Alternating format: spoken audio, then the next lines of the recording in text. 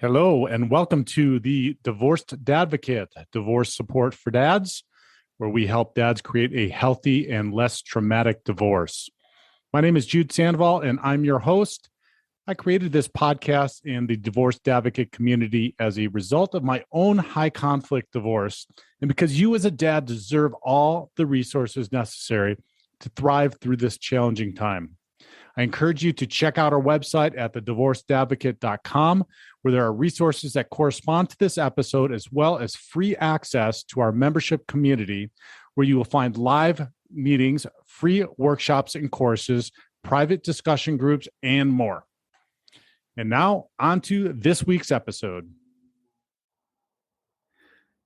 Hello, and welcome to this week's episode. My name is Jude Sandoval, and I am your host. I am sincerely appreciative that you are here again this week, or if this is your first episode that you're tuning into, welcome. We've got an excellent topic this week. It is how to tell your child or children that you're dating again after divorce. Now, hopefully you've taken the time and have done the work to get yourself into a position mentally, emotionally, as well as your environment around you to allow you to start doing this again. I think that most people who get divorced at some point or another begin to want or think that they would like to enter into enter into some sort of relationship with the opposite sex again. And I think that I saw a study at some point that for women that were divorced or divorcing and they're in the year subsequent to their divorce, something like 70% had contemplated or put serious consideration into that. I don't know if they've done one on men. I don't know if they get men to answer that question or breach that topic with men. But the point being is that, we are designed to be in relation with one another. And so it is pretty common if that is a thought that is going through your mind during a divorce even, but most definitely after divorce and you're wanting to venture into that again. Now, if you have kids, that changes the whole dynamic. It's going to be a whole new ballgame compared to what it was like when we were dating prior to children and to our marriage, etc. And so this is we're basically just we're going to list some ways in which you can tell your children that you're going to start dating again, and also help to reassure them at the same time, because they're going to be on this journey with you. And if any of you are listening that have already started on this journey, then you know that it has an impact on them, and we want to be cognizant of that, and also know that it's not going to that dynamic is not going to rule our world. We're still needing to have our lives and have romantic relations and be able to find somebody. And if it's ultimately your goal to get remarried again, then that is absolutely appropriate as well. So let's dive into it. The first way and the first tip that I'll say is that you need to adjust the conversation according to your child's age. And so depending on if you have one child or multiple children, this might take multiple conversations. If you have younger and older children, then you may need to have one conversation with the younger children and one with the older children. If they are younger, it's the conversation is probably going to be a little bit different. They might not have a very good understanding or working knowledge of what dating is or what dating means, obviously, because they're younger, and typically under 10 years old will pretty much be the age range in which they probably won't be. And so talking with them about having a new friend, or that you're making friends is maybe a more appropriate and an easier way for them to know and understand what it is you're doing. Now, if your children are older, over 10 or teens like I have, they're going to have an understanding of what a boyfriend or a girlfriend is, or a partner. So being able to use those words are appropriate as well. So, with an 8 or 10-year-old, it might be sounding like something like, "Daddy or mommy's new friend is coming over tonight for dinner," or "We're going to meet mommy's friend at the park today." Just using language like that. If it's a 15-year-old, then it could be something around, "Hey, I just want to let you know that I've gotten back into the dating scene a little bit, and I might have a boyfriend or a girlfriend here in the near future, but I'm being very intentional about what I'm doing." Just be very clear about what it is that you are doing, particularly with the older children, because it is an opportunity for you to be able to demonstrate and model for them appropriate behavior, and also open up those conversations. That's been one of the things that I've attempted to do with my daughters, is use it as an opportunity to talk with them and facilitate a conversation around what dating should and should not look like. So I do try to share what is appropriate details about the dates of picking up, how I orchestrate, how I might plan something. So as a man, I like to plan the dates. I like to be assertive in planning dates, and asking somebody out, and in creating the evening or date, whatever it might be, and facilitating all of that. So I might chat with my daughters about that in a little bit of detail, about what I planned and how it went off, and what we did and what we talked about, and some things like that, so that it helps to give them an idea of what's going on. Obviously, younger kids, you might just share something about what you did as well, just to let them know also that you do have a life outside of when they don't see you, when they go to your ex's house, because oftentimes when they're younger, obviously they don't have the same time awareness of what's going on or what your life is like, et cetera. So being able to share some of that with them, I feel, is helpful too. Second tip is to start the conversation with a question. And this could be, especially with the older kids, something like, "How would you feel if I started dating again?"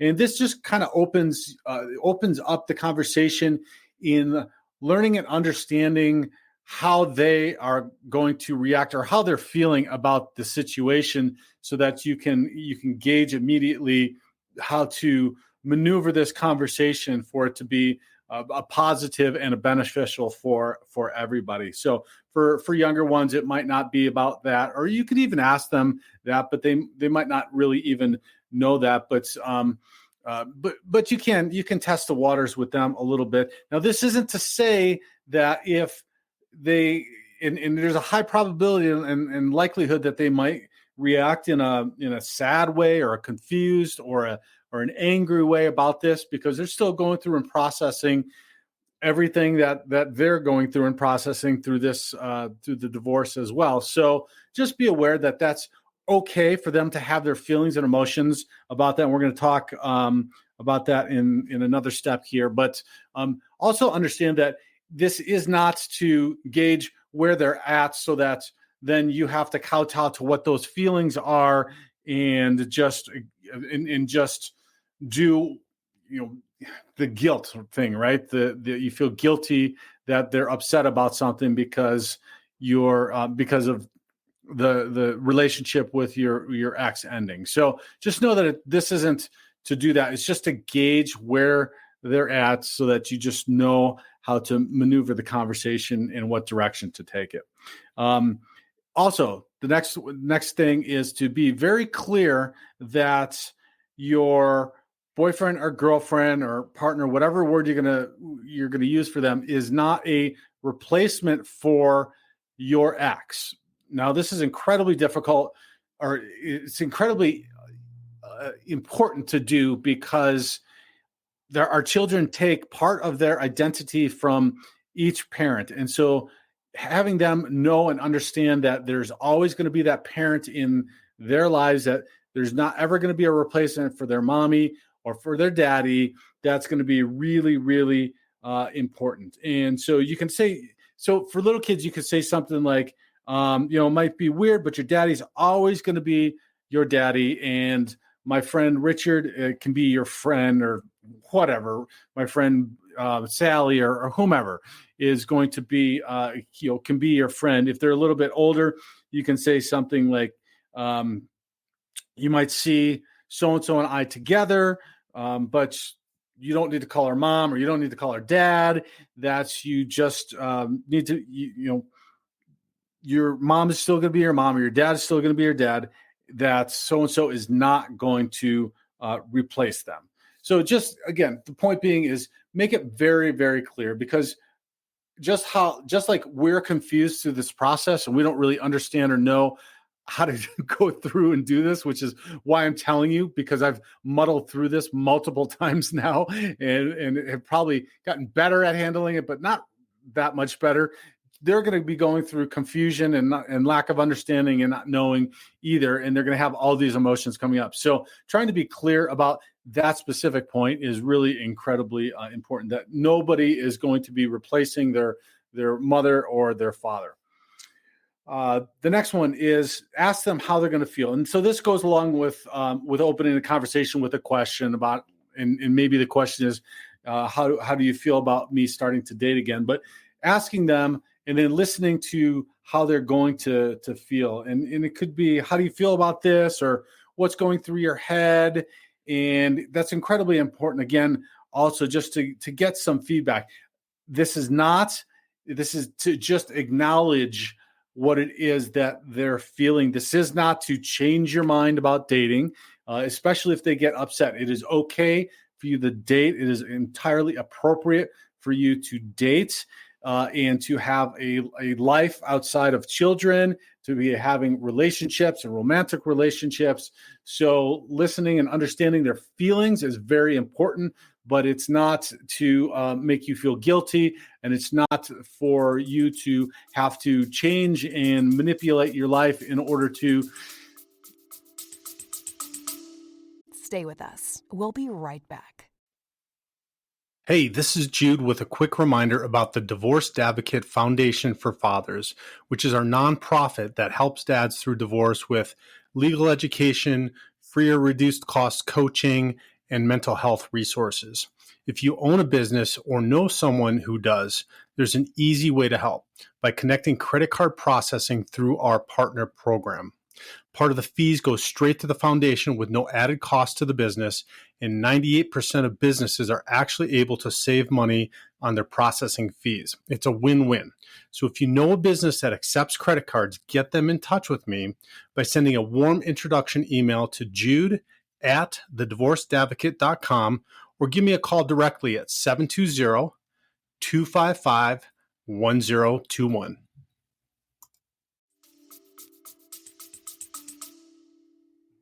Control, if you will, in some sense, or mitigate the feelings of your children. Now, obviously, you want to be you want to be aware of that, and you want to be sensitive to that. But you're not asking, and you're not having them describe it to you in order to have to manipulate it in any way. So, ask them how they feel, and then you can. Then the next part of that is address any concerns that they might have. You can most definitely let them know that there's still a priority in your life, that because you're making new friends, or because you're going out on dates, or because you might have a girlfriend or boyfriend, that there's still a priority in your life. So again, the kids might, because they haven't gone through this, have concerns, might have questions, might not know. And then I'm a product of divorce, so I know that I had a lot of things in my head going around that I didn't know or wasn't aware of. And so if you're able to create that space for them and facilitate a conversation, it can go a long way in them not making up things in their head that are going to maybe make them anxious or upset or disconcerted or whatever it is. And so they might be thinking something, or they might ask, is your new friend going to be living with us? Or, and then that gives you the opportunity to say, no, not for a while, or maybe never. But if it did happen, we're going to do this in an intentional way, and there will be a time that I'll introduce you, et cetera. You'd be able to give them an understanding of kind of the process. And hopefully, and this is something we'll talk about maybe on another episode, but you've also heard us talk about, or you've heard me talk about it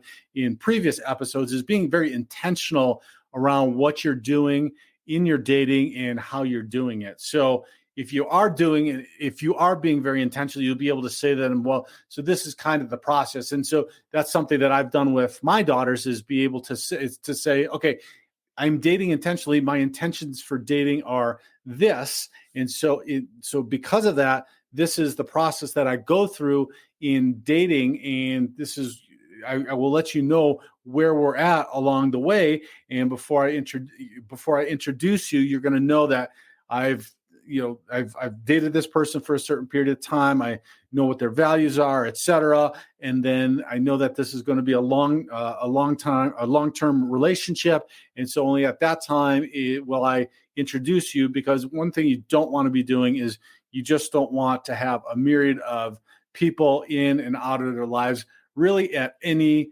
age at all. It's going to impact them differently if they're younger, or if they're older, but either way, it's going to have some significant impacts on them if you do that. And so just make sure that, you're conscientious about that. And if you can just realize, again, that as uncertain as you are about all of it, they're equally as uncertain about all of it and not quite understanding what's going on. So keep the lines of communication open. Keep that space open for them to have conversation.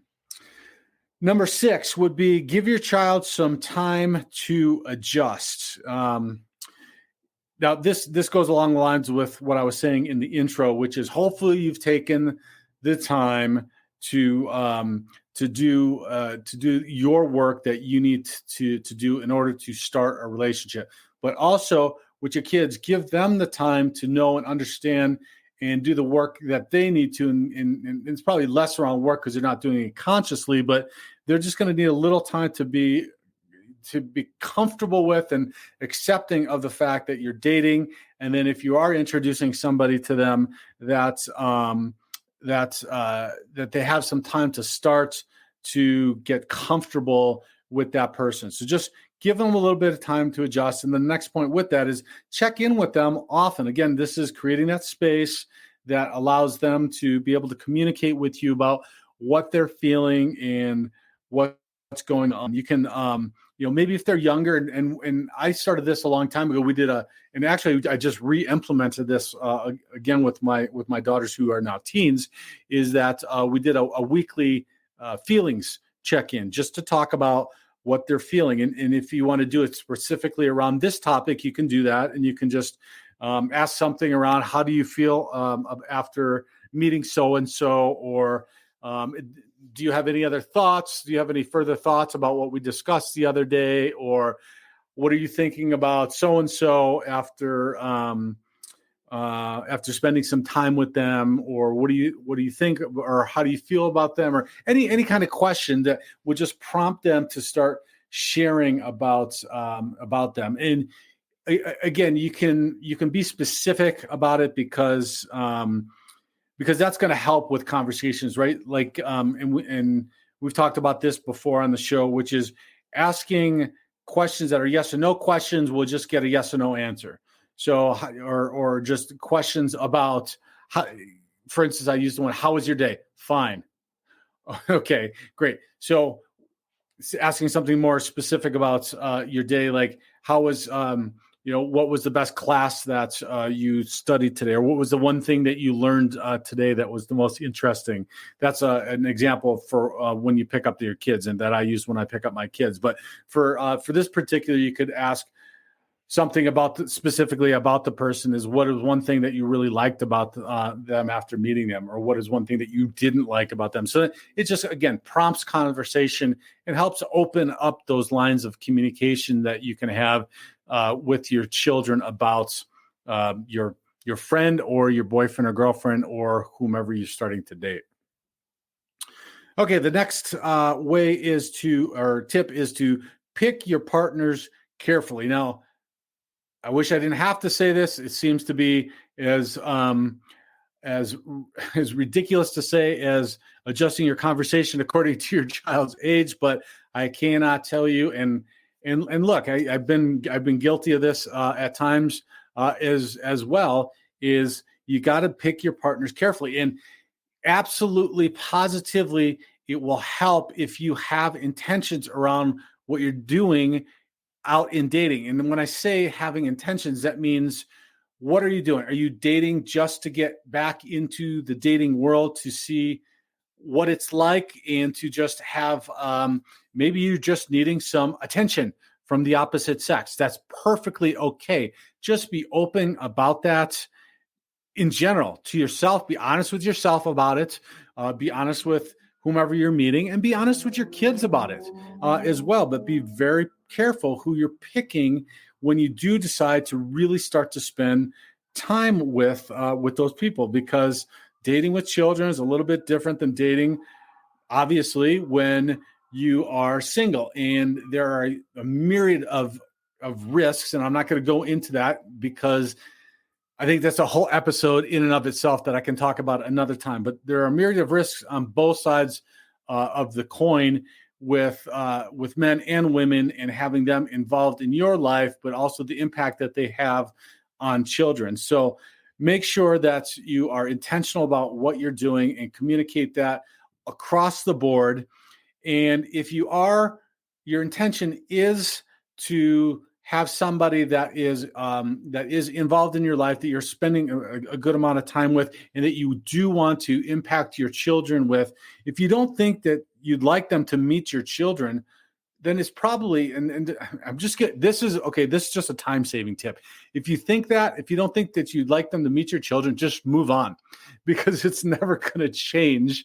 You're never going to start to feel that again. And maybe it's because they're just not geared towards, and not the person for you to introduce to your kids. So make sure you're having your intentions. Are you dating just to start getting some attention, starting to feel good, starting to get back in the game? Are you dating just to meet people and have companionship? Are you just looking for sex? Maybe that's all it is. Or do you want to find a partner, get married again? What is your intention? Set that up front and make sure that you're picking carefully your partners based upon what your intentions are. Okay, the next tip is only introduce your children to the partners that you're 100% sure about. So I just alluded to that. And then this goes back to, it's hard for your kids to meet multiple partners, multiple boyfriends or girlfriends that you meet and that you talk to and have them in your lives, because for different ages are going to have different attachments to them. And so, they might get attached if they have kids, or you're dating and you have all kids together. Then they might be thinking or wondering if they're going to have a new brother or a sister. They might get attached and become friends, and that becomes different, or becomes difficult to break off and separate if there's then still friends. And so just make sure that you are 100% sure that you are going to have this person in your life for a good period of time before you introduce them. It just is, and it's just incredibly confusing, especially for the little kids, if they have people coming in and out of their lives. Number 10 is to list your partner's positive qualities. And now this can be a little bit different, again, depending upon the age of your children, but this kind of helps as a primer in introducing or helping your kids to get to know who it is your boyfriend, girlfriend, or your partner is. And so that is, that could be as simple for younger kids as, this person likes lots of magic, or he's really silly, or she's really silly, or something like that. Just something that is a positive that you found that you like about this person that they might be interested, inclined to think is interesting also. And also, keep in the back of your mind, our kids want us to be happy. They want us they want to see us with somebody that's making us happy. And if we're finding people that we enjoy being with, and that we like and we appreciate them, and we want to spend time with them, and so much so that we want our kids to be with them as well, then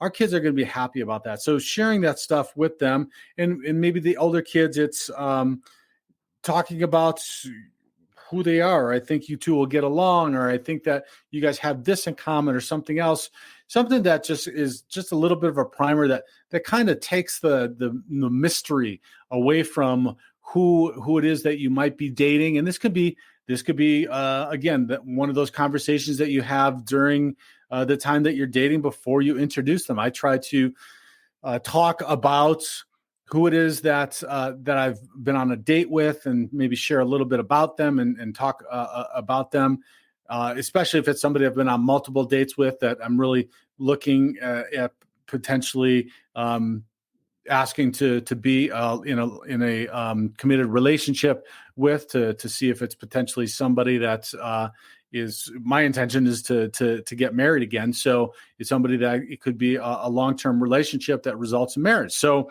it's good to be able to share those things about the person, and it kind of takes some of that mystery away, and also helps again to open up and facilitate that conversation with my daughters about the dating and what it is. And then it also helps me talk about what I'm looking for, and what I like about people, or what I like about women that I date, and kind of my values that I have, or that our family has, and that we're looking for somebody that would potentially be integrated into our family and blended into our family. And so again, these are just really, really good opportunities for conversation, and it helps them learn as well.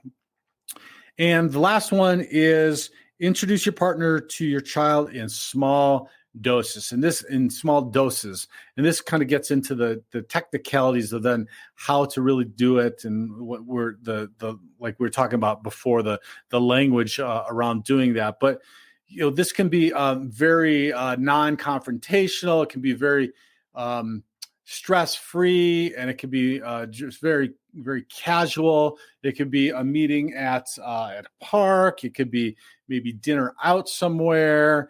It could be at church. Somebody you could meet. I know that I've done this before, and have introduced to somebody at church, and they've seen the girls at church and talked at church, and then after a while, and this was particularly true after when they were much younger, and then after they saw them for a while, and then they were around more often, and then let the girls know that this is somebody that's going to be around more often. It's my friend, et cetera, et cetera. So, this, and the other thing that this does is it really helps them to adjust to getting to know them. Now, obviously that's going to be a lot different if they're older, and if you have teens like I do, that process is going to be potentially different. So looking for different and maybe even creative ways to be able to do that with teens. And I can't really say that I've got any brilliant creative ways for you right now, because I'm in the midst of this, trying to work that and figure it out. But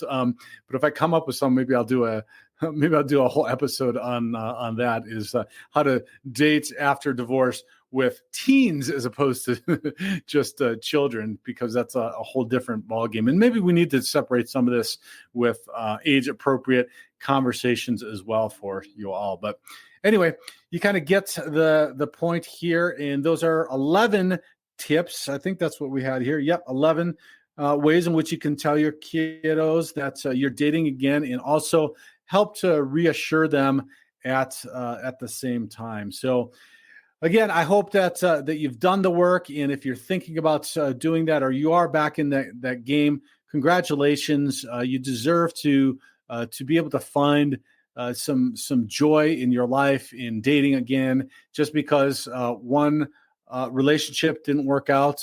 One marriage didn't work out. I know it's a big deal, and it's not to diminish it at all.